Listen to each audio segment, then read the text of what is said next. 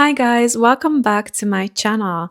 And if you're new here, hello, my name's Ava. I'm a medical doctor, and on this channel, I mostly talk about things my younger self would have needed to hear while navigating this demanding career in healthcare. I believe that by analyzing the psychological aspects of our shared experiences, we can understand ourselves better and make the necessary changes to stay happy and healthy through the process.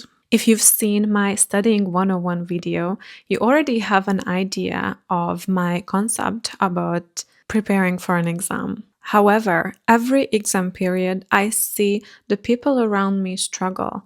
And so today I felt called to talk to our perfectionist buddies.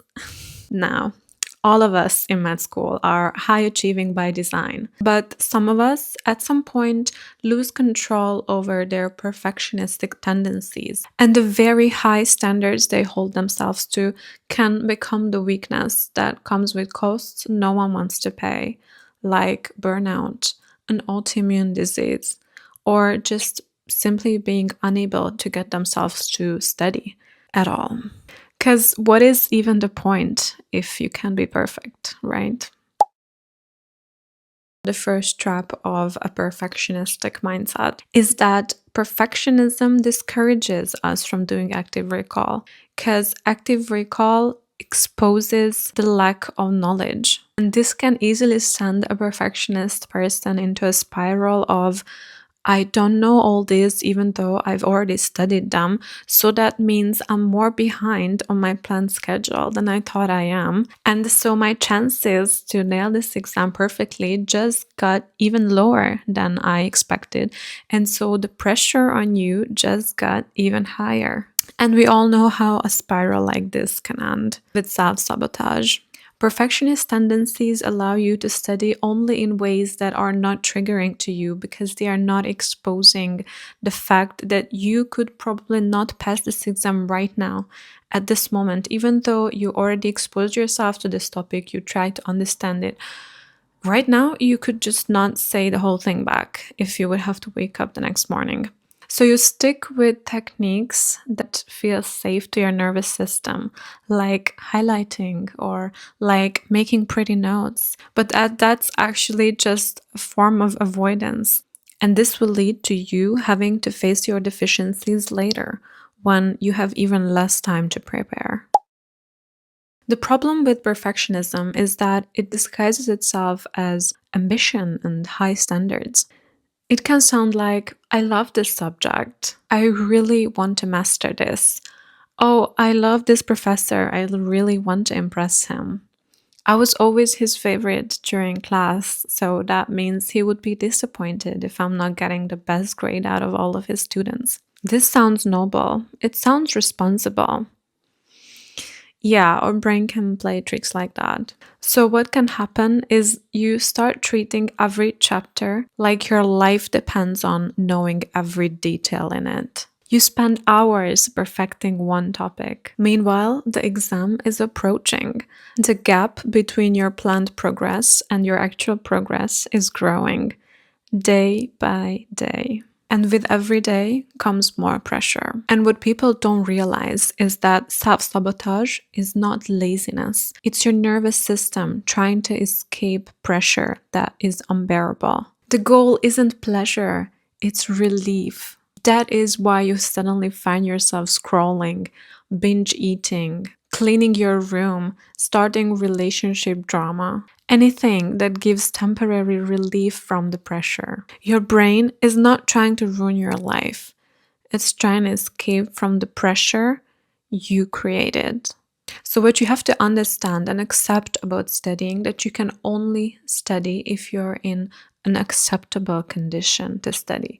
When your brain is in receiving mode, not in survival mode. And you have to accept and you have to treat it like a full-time job, that it's your responsibility to keep yourself in the condition that's acceptable for studying for as many hours in a day as much as possible. You literally have to manage yourself like you're a manager that's trying to get as many performances of their employee as possible. This means optimized sleep, optimized routine and feeding time, optimized environment. The people who have the best results just know themselves the best, and they already know what's working for them and what doesn't. They know how to prevent their triggers and what triggered them. This is what I called knowing your weaknesses in my other studying 101 video. One thing I wish perfectionist people would understand is that they are measuring themselves with the wrong metric. They judge their preparation by how much they know today. But studying doesn't work that way. Knowledge accumulates. In the beginning, the process feels incredibly slow. It feels like every revision is useless because you're not remembering it anyways. And active recall is simply impossible at this point. So if you expect yourself to feel prepared from the beginning, you conclude that your studying is not working long before it has a chance to work. Because after the fourth, fifth, sixth exposure, things start connecting. You recognize patterns. You stop memorizing and start understanding. That's why so many perfectionists don't trust the process. They're looking for evidence too early and forgetting that the learning curve is not linear, it's exponential. They are basically digging up the seed every day to see whether it's growing. The problem is closely monitoring your progress instead of drawing conclusions that really matter in that day. For example, how was my sleep quality today? Was my night routine working? Or how was my meal prep today? How was my learning environment? Did I manage to prevent all my triggers? These are the things that you should actually be adapting to. Not every day, but maybe from one exam period to the other exam period, you improve yourself and your routines a little bit. So what you should be evaluating instead of your progress is how well your routine worked on that day. Was it a good productive day? Did I actually maximize my time and capacity for studying? Or did I manage to prevent any spiraling or breakdowns today? So instead of having the goal of perfection and having the best grade from the beginning, the goal should be increasing your chances as much as it's possible. Because knowing 90% of topics reasonably well is a much better chance on the exam than knowing 60% of the topics perfectly. It's all about probabilities in medicine, in life, on exams. Your job is increasing your odds.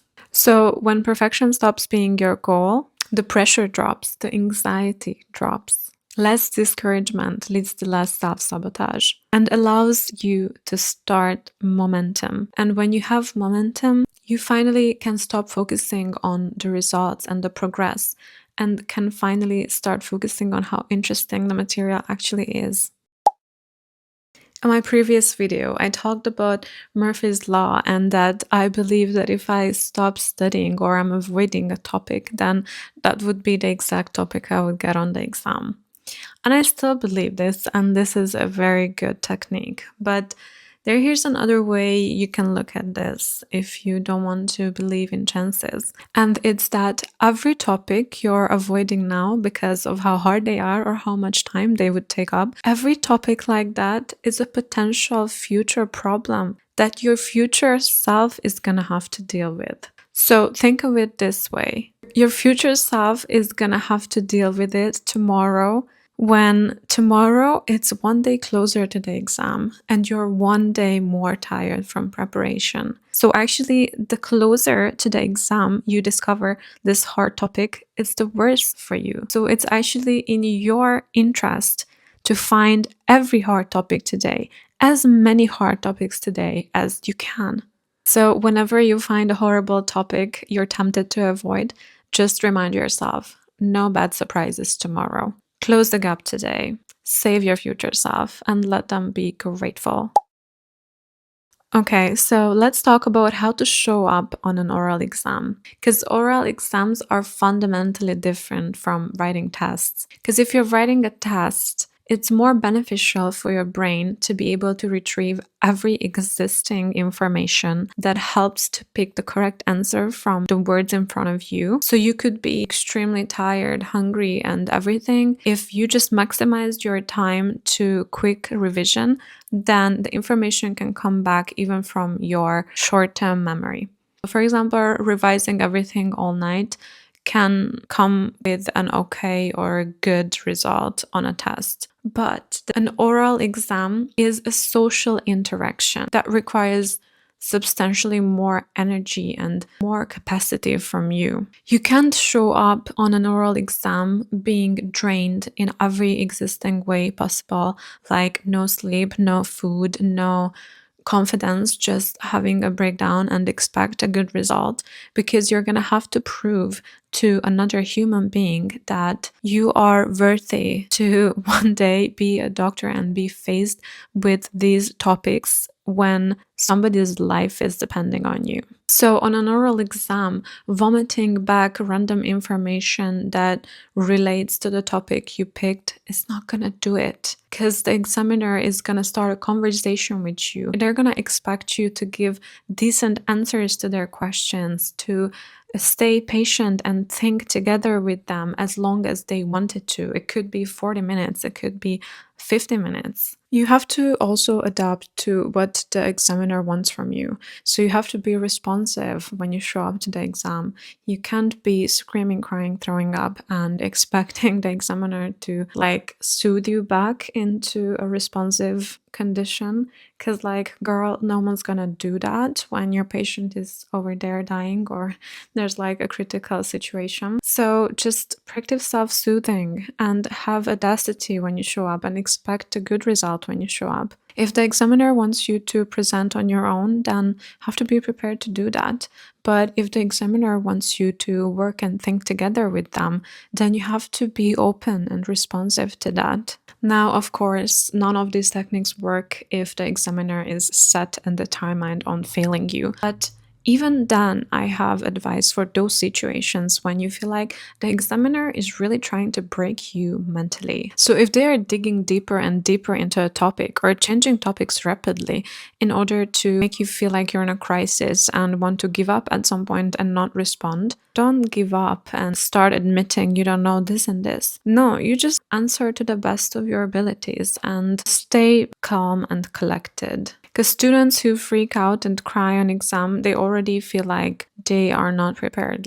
Otherwise, why would you do that? I'm not saying that if you struggle with anxiety symptoms before an exam, then you're already doomed, because that's not what I'm saying. I also struggled with that. In my late teens, I had instances where I was waiting long for an exam and I ate something and then I vomited and these kind of things, but I just didn't have those moments break me, because I always had the audacity and the mindset that it's gonna happen for me. Everyone is unprepared to some extent. And still, if you're the one that shows this on the outside by visibly being distressed, then you're the easiest target to fail, honey.